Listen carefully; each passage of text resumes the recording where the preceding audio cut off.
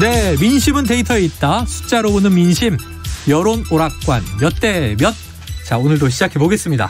배종찬 인사이트 K 연구소장님과 이은영 휴먼앤데이터 소장님. 야, 두 분의 소장님이 나와 계십니다. 어서 오세요. 예, 안녕하세요. 남성팀 화이팅. 네. 여성팀 화이팅 해야 되죠. 여성팀 아자자자자. 이제 그걸 또 뺐는데 굳이 또 잊지 않으시고 네. 네, 서로 이제 이성들에게 어필을 해주셨습니다. 네. 자, 이른바 소장 시대. 네. 소장이 군대에서는 별이 두 개죠. 대장 아니고요. 대장? 네, 대장 운동을 많이. 그러면은 본인이 저 명함을 바꾸셔야죠. 알겠습니다. 인사이트 K 연구 대장님 바꿔주세요. 자, 오늘도 두 가지 여론조사를 자세히 살펴보면서 여론 추이를 분석해 보도록 하겠습니다. 먼저 어제 발표된 조사입니다. 네. 엠브레인 퍼블릭, K-스탯 리서치, 코리아 리서치, 한국 리서치가 7일에서 9일까지 진행한 전국 지표조사 NBS고요.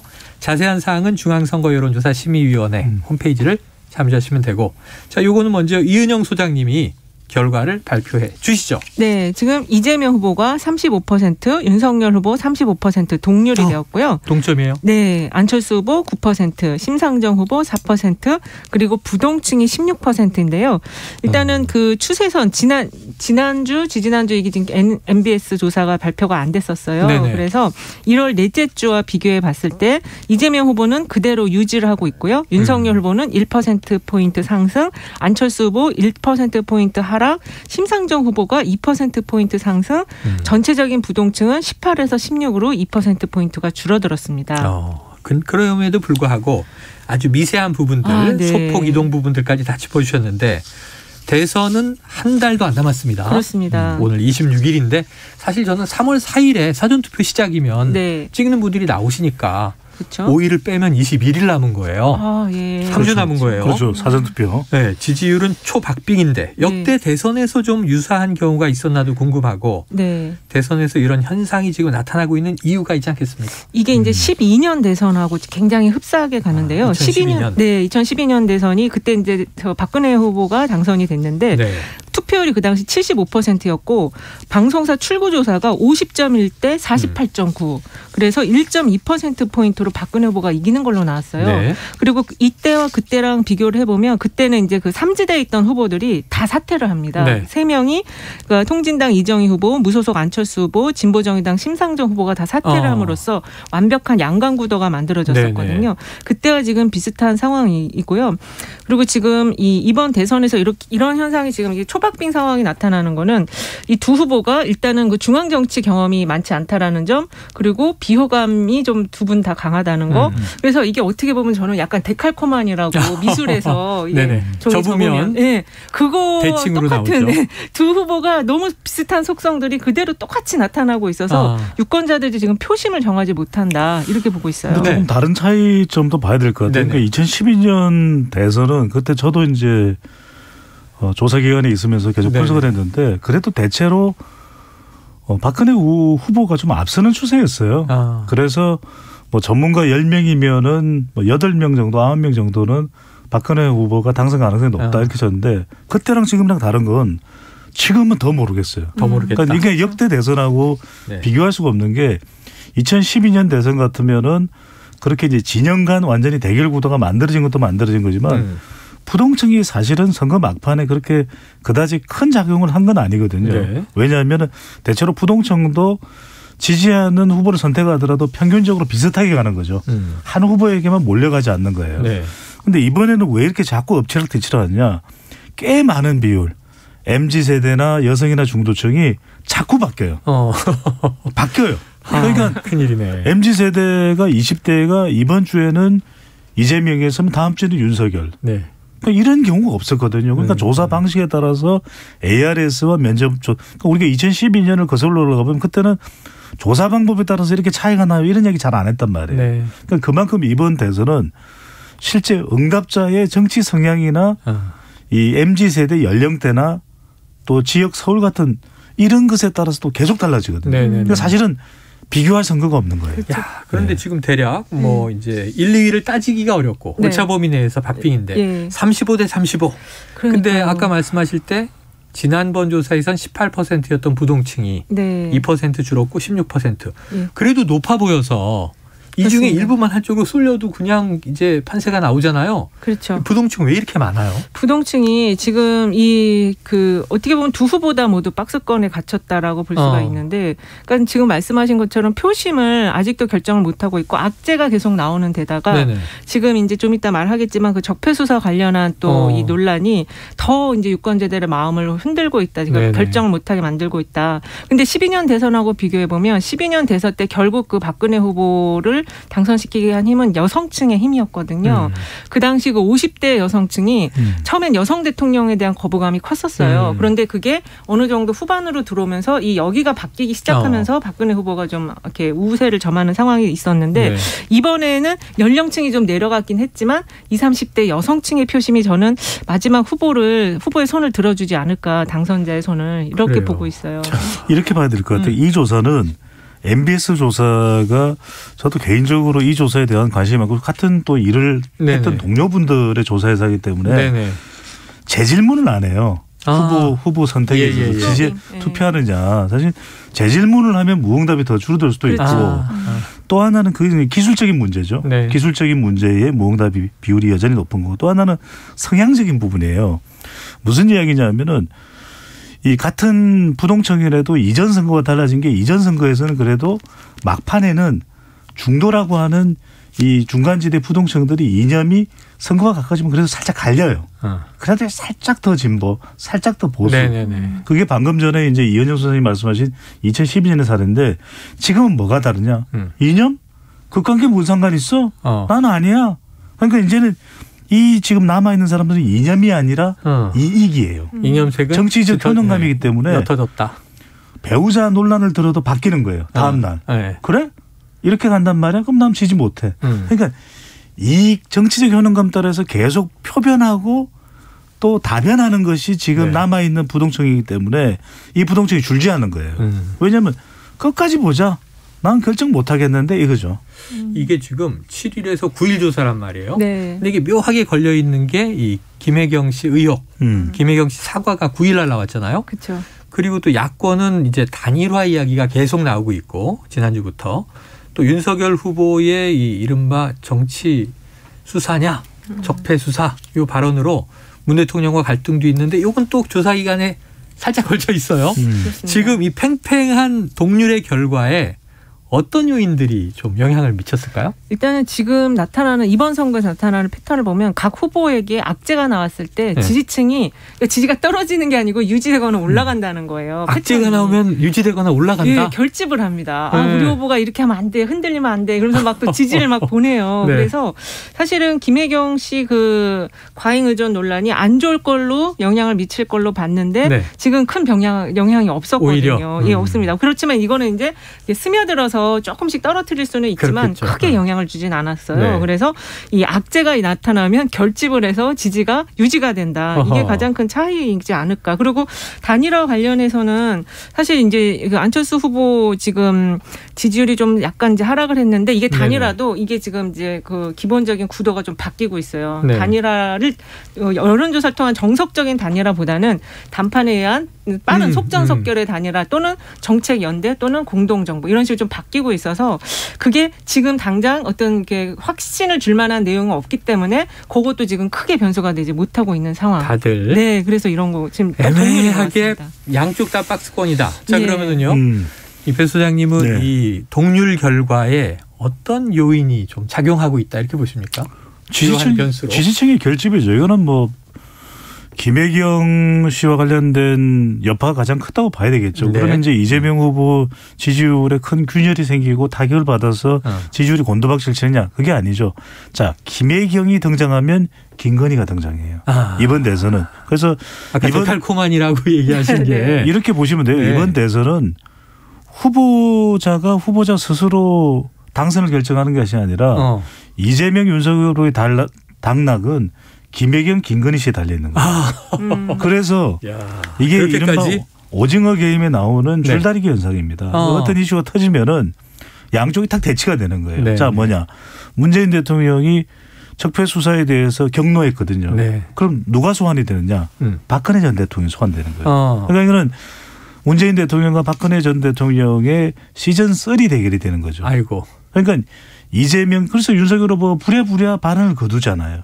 그 이야기는 문재인 대 박근혜 대결 이렇게 가면 이건 윤석열 후보나 국민의힘이 의도하는 바가 아니거든요. 네네. 그래서 빨리 발언을 거둔다. 이제는 뭐냐면 남아있는 기간 동안에는 배우자 리스크가 후보자와 직접적으로 관련된 가장 큰 이슈고 구도적으로 남아있는 건 이제 구도적으로 남아있는 건 단일화죠. 그래요. 자, 오늘 또 배 소장님이 새로운 이론을 살짝 끼웠는데요. 오징어 게임 줄다리기 현상. 그럼 우리 유 소장님도 뭐 지금 1위 하는 지금 우리 대선은 뭐 이런 드라마를 하나 끼워주셔야 될 것 같아요. 네. 그렇죠. 지우대 돼야 되죠. 지우대 이렇게 되겠네. 네. 그래요. 자, 지난 조사와 이 차이를 보인 게 당선 가능성이에요. 네. 지지율은 지금 말씀해 주셨는데 어느 후보가 당선될 것으로 보느냐에서 지속적으로 그동안 배종찬 소장님이 지지율만이 아니라 당선 가능성 중요하다. 네, 그렇죠. 그런데 이번엔 윤석열 후보가 43%, 이재명 후보가 34%. 이건 좀 격차가 있어요. 네. 직전 조사는 이재명 38, 윤석열 37 팽팽했는데 네. 자, 윤 후보의 당선 가능성이 올랐다.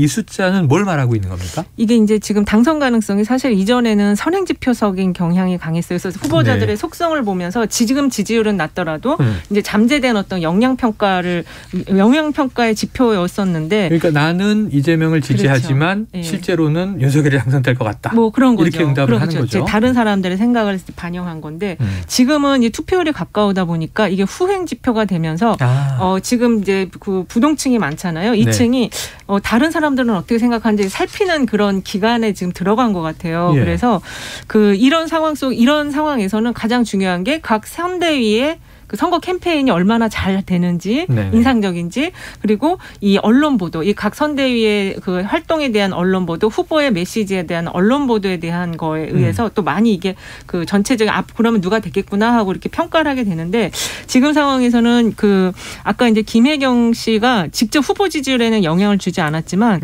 약간 다른 조사들 보면 30대 여성층에게는 왜냐하면 이게 이제 어떻게 보면은 그 공무원 아까 그 참모진 안에서의 갑질 논란 비슷한 것도 있었기 때문에 그게 좀 살짝 영향을 미치면서 이런 악재가 있으면 이게 좀 윤석열 후보가 더 유리하겠다. 그리고 지금 그 국내인 선대위 쪽에서는 열정 열차 뭐 이런 거를 해서 좀 새로운 선거를 많이 좀 캠페인들을 보이고 있더라고요. 네. 그래서 이렇게 되면은 전체적으로 윤석열 후보가 좀 더 잘하는 거 아니야? 이러면서 당선 가능성이 조금 더 높게 많이 올라간 것 같아요. 이건 간단하게 이렇게 보시면 돼요. 그러니까 지금 지지율은 비슷한데 당선 가능성은 윤석열 후보가 왜 높을까? 간단하죠. 정권교체 여론이 높잖아요. 그러니까 정권교체 여론하고 그렇죠. 비교를 해봤을 때는 당선 가능성이 올라갈 수밖에 없고 그리고 당선 가능성을 물어보면 안철수를 지지했던 사람은 어디로 가겠어요? 안철수 후보를 지지했던 사람. 윤석열 쪽 가는 거예요. 그리고 이 조사가 재질문을 안 하니까 무응답 쪽에도 보수가 좀 포함이 돼 있어요. 네네네네. 대체적으로 성향을 보면. 못 정했다고는 답했으나. 진보보다는. 그럼 그 사람들이 가니까 그래서 당선 가능성이 높아지는 거죠. 자, 그렇다면 조금 전 성일종 국민의힘 의원과 인터뷰를 하는데 자, 추세상 윤 후보가 앞서 있다. 리드를 잡고 있다. 우위다.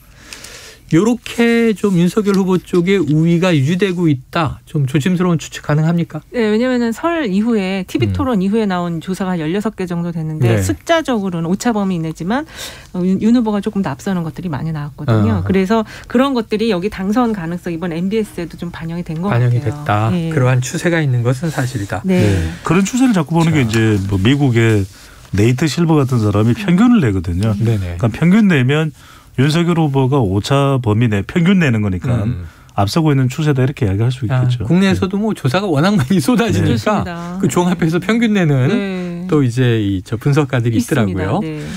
자, 연령대별 지지율을 보죠. 윤석열 후보는 20대, 60대, 70대에서 또 이재명 후보는 30대, 40대, 50대에서 강세를 보였습니다.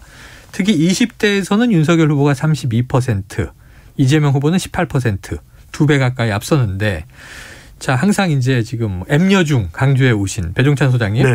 윤 후보의 이대남 공략이 먹힌 겁니까? 그렇죠. 이게 이제 이른바 이야기하는 이준석 매직이죠. 그래서 이준석 매직. 20대 이대남 또 3대 남, 30대 전체는 어떤지 모르겠는데 30대 남자는 조금이라도 더 이준석 대표가 견인하면서 윤 후보에게 또 보탬이 됐다고 봐야 되겠죠. 그래서 중요한 건 윤 후보는 어떻게든 지금 30대를 조금이라도 더 잡을 필요가 있어요. 더 늘릴 수 있는 데가.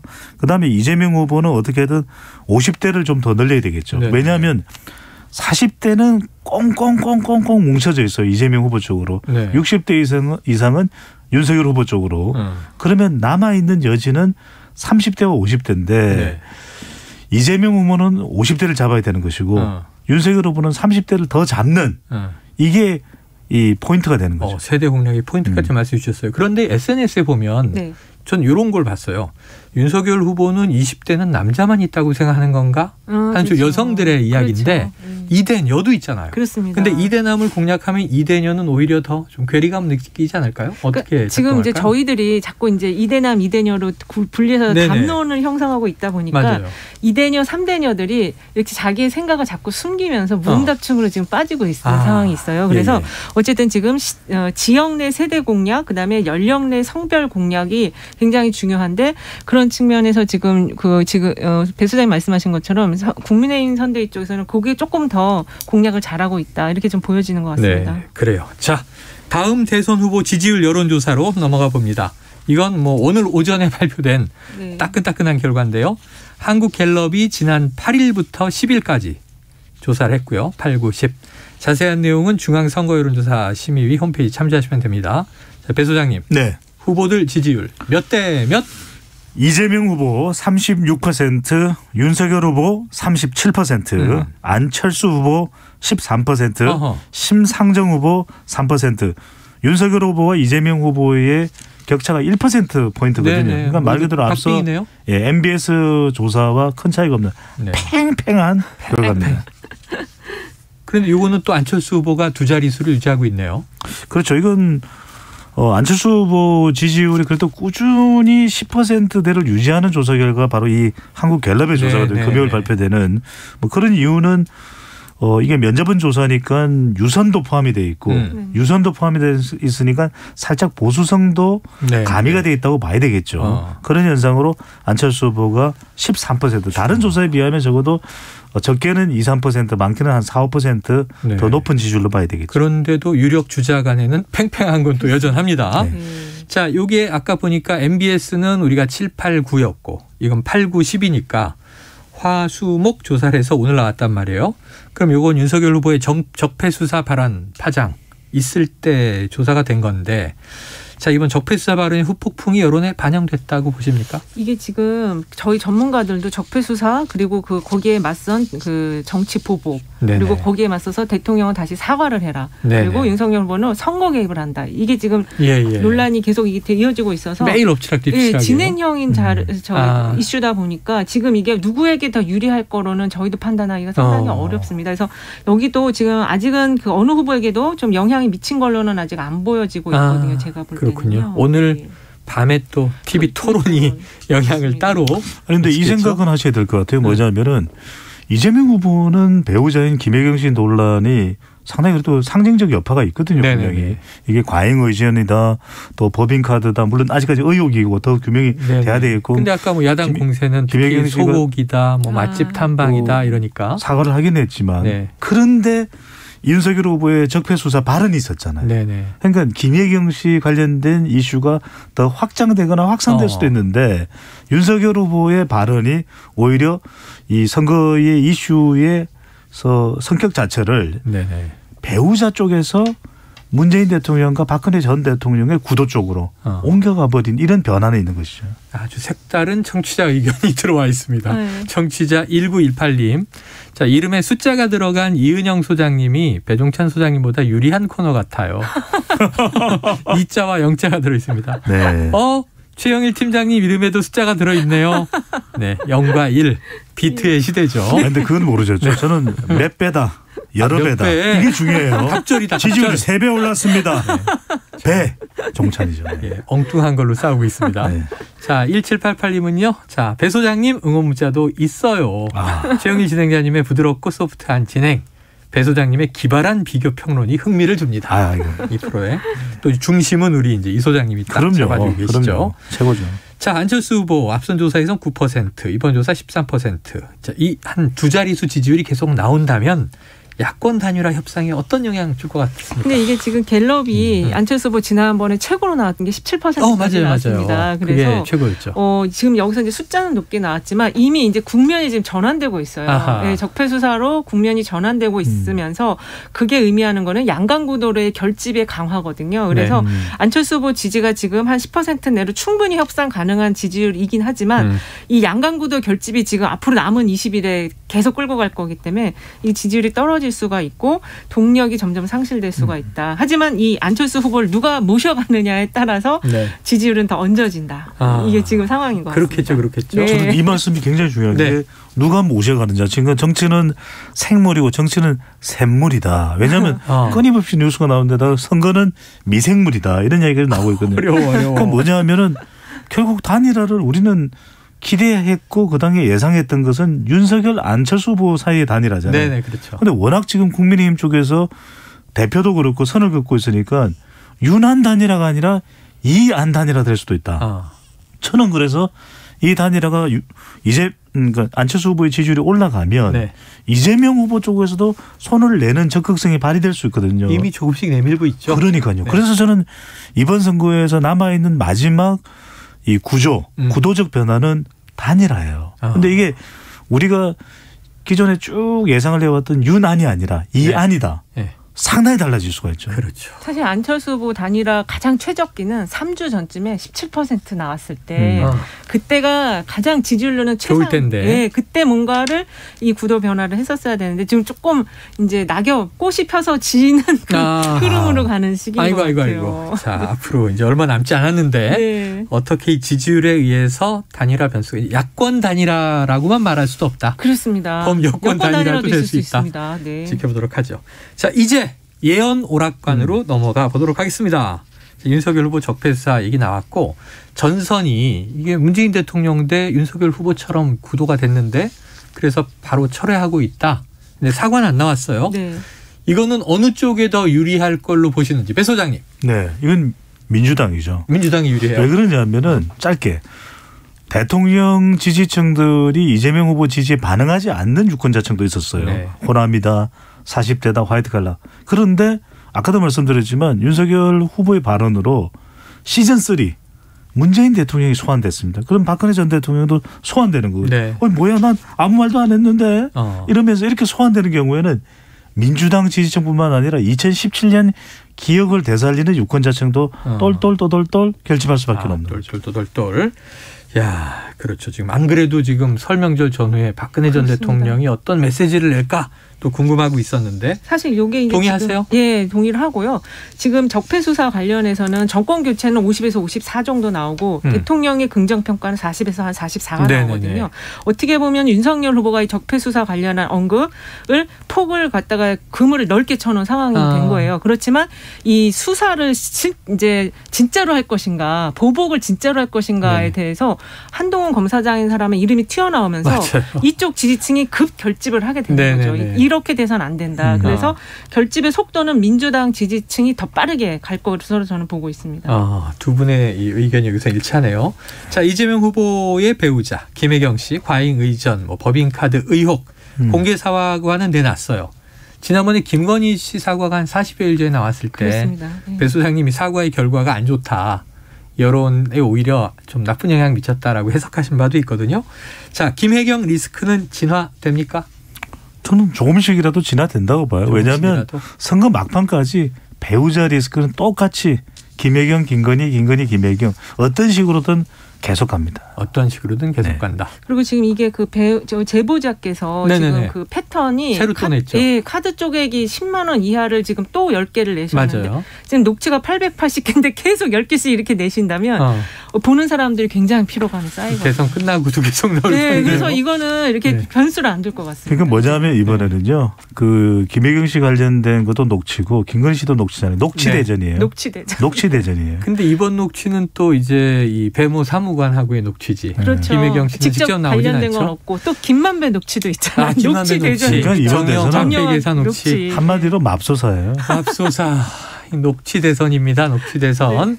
자, 이낙연 전 대표 민주당 선대위 총괄선대본부장으로 합류했습니다. 호남 표심과 민주 지지층 중 반 이재명계 표심이 있었잖아요. 그렇습니다. 자, 챙겨올 수 있을까요? 이게 중요해요. 제가 말씀드렸을 때 이재명 후보에게는 3명이 중요하다. 한 사람이 김대중 네. 전 대통령, 문재인 대통령, 노무현 전 대통령. 그러니까 김대중 전 대통령 표가 유입이 안 된 거예요. 그런데 이걸 이낙연 전 대표 보면서 앞으로 우리 침착하게 선거운동을 해나가겠습니다. 이미 이게 도움이 되거든요. 네. 특히 뭐냐. 이낙연 전 대표의 경쟁력은 여성표 흡수에 있어요. 이게 도움이 되는 거죠. 그렇죠. 그렇구나. 사실 그 30대 여성층하고 호남에서의 젊은 여성층의 표심을 충분히 이낙연 전 대표가 흡수를 해줄 수 있고요. 지금 이쪽에 호남에 대한 공약이 너무 강하게 지금 들어가고 있거든요. 네네네. 그걸 좀 차단해줄 수는 있다. 그렇죠. 지금 저 야당에서도 그렇죠. 야당에서 이준석 이준석이 지금 이준석 당대표가 3번째 이번에 또 간다는 거잖아요. 그러니까 계속 누비고 있고. 예. 자, 끝으로 한 가지 여쭤봐야겠습니다. 오늘 대선 후보 2차 토론이 예정돼 있습니다. 이게 1차 토론이 워낙 39% 시청률이 뜨거웠기 때문에 오늘도 뜨거울 것 같다. 더 세질 것 같다. 이런 얘기들이 나오는데 토론이 이 여론의 지지율에 미칠 영향을 들어보겠습니다. 배 소장님. 뜨거워. 저는 많이 미친다. 후보자 등록 전에 이 토론은 정말 물러설 곳이 없는 벼랑 끝 전술입니다. 그러니까 모든 게 다 쏟아붓기 때문에 적어도 어느 쪽 후보든 간에 저는 적게는 2-3%, 많게는 4-5%. 자, 다음 주 누가 우세한지까지 얘기해 주세요. 다음 주도 팽팽할 거예요. 팽팽하다. 일단은. 이 소장님, 토론의 영향과 다음 주 우세. 토론 당연히 영향이 있고요. 그 지지층을 강화시키는 영향이 더 있기 때문에 오늘 같은 경우는 이 각 선대위와 연결된 모든 사람, 고관여층을 오늘 다 볼 겁니다. 그리고 이게 이제 방송사가 몇 개가 더 지상파가 더 붙었잖아요. 네, 그래서 거기서의 보도량이 오늘 끝나고 내일 주말 어마어마하게 나갈 거라서. 주말 내내 이것도 쪼개서 편집 보도하겠죠. 계속 잘라가지고 이제 보도가 되면 상당히 영향이 있을 걸로 보여집니다. 오늘 만약에 금메달 한두 개 나오면. 오늘 그 또 있더라고요. 네. 쇼트트랙이 있어서 어쨌든 그래도 정치 고관여 측에는 빅 이벤트. 네. 11월 한쪽은 KBS는 안 하는구나. 한쪽은 KBS 올림픽, 한쪽은 TV 토론. 두 개를 볼 것이다. 알겠습니다. 자, 여론 오락관 몇 대 몇. 지금까지 이은영 휴먼앤데이터 소장, 배종찬 인사이트K 연구소장과 함께했습니다. 다음 주에 또 눈 빠지게 기다리도록 하겠습니다. 오늘 말씀 고맙습니다. 네, 감사합니다. 고맙습니다. 네, 최영일의 시사본부 오늘 준비한 소식은